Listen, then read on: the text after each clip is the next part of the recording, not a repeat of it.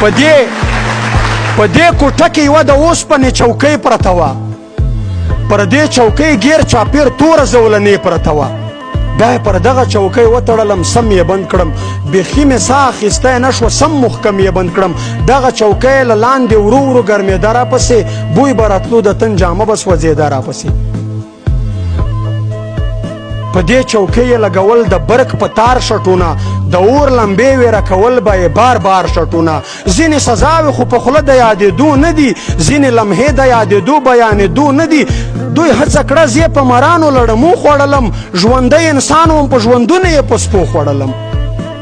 یو ګیرور سړی راتلو چې خوشخبري در کوم، نن به سهار د اذانه پر وخت پانسي در کوم. زه به خوشحال شوم چې شکر دی چې زر مړ شمه، چې بېننګي رانه ونه شي بهادر مړ شمه. بس هره شپه به یې ویل چې نن تیار اوسه، د پانسۍ وخت یې رانږدې شولو بیدار اوسه.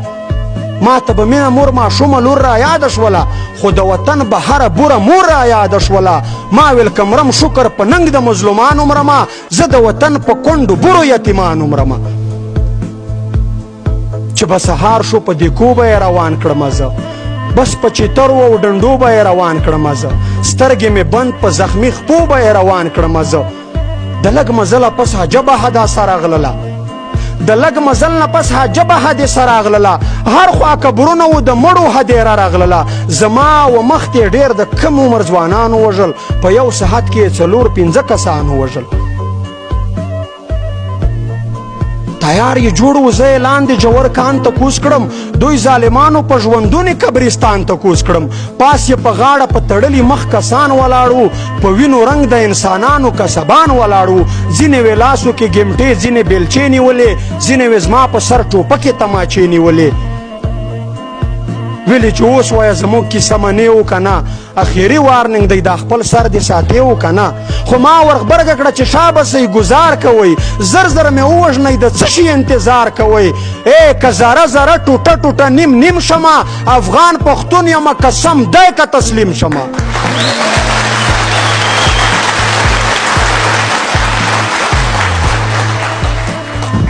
بس لانډه دا چې دوی پرې پوه شول چې یوه نه مني. دغه ځوان په هوش حواس زمونږ کیسه نه مني. بس یو څو ساعته شوم بې هوشه، زما حال بدل شو، زما پر ځان اختیار شو ختم، زما خیال بدل شو. داسې ماحول جوړ شو چې شوره سره ورور په قید کې، زما وراره ماشومه لور او زما مور په قید کې. له یو خوا بل خوا د چیترو اوازونه راتلل، ما ته د ورونو او ورارونو فریادونه راتلل. بس له دې بعده چې دوی ما باندې هر څه ویلی دي، زه په دې پوه نه یم چې ما بد او کشه ویلی دي. نو پښتنو ورونو زما دا مختصر بیان و، دا پر ما تیر په فوجي قید کې د محشر بیان و. خو خدای ګواه دی له ما څخه دا قرآن پوره دی، دغه قسم له ما په هر یوه میدان پوره دی. په دې آخر وخت کې هم ما د خپل پر هر په وینو د تور زندان په دیوال دغه بیت لیکلی دی چې کوم ژوندی د ازادۍ د اتڼ برخه به یم، که چیرې مړ ومه نو زیری مې تر ګوره راوړئ.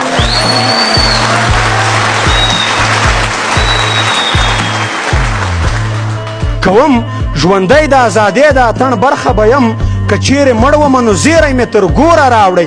ځکه چې ما و خپل ولس ته په بار بار ویلي، دا مې په شعر او په ټپه کې دي په جار ویلي، چې یا وطن او یا کفن دا مې شعار دی، پښتانه راویښومه دا مې کار دی. ما د حق په لار قبول دی په سر سترګو، ګیله منه که زندان د یو کدار دی. له توجه مې ونه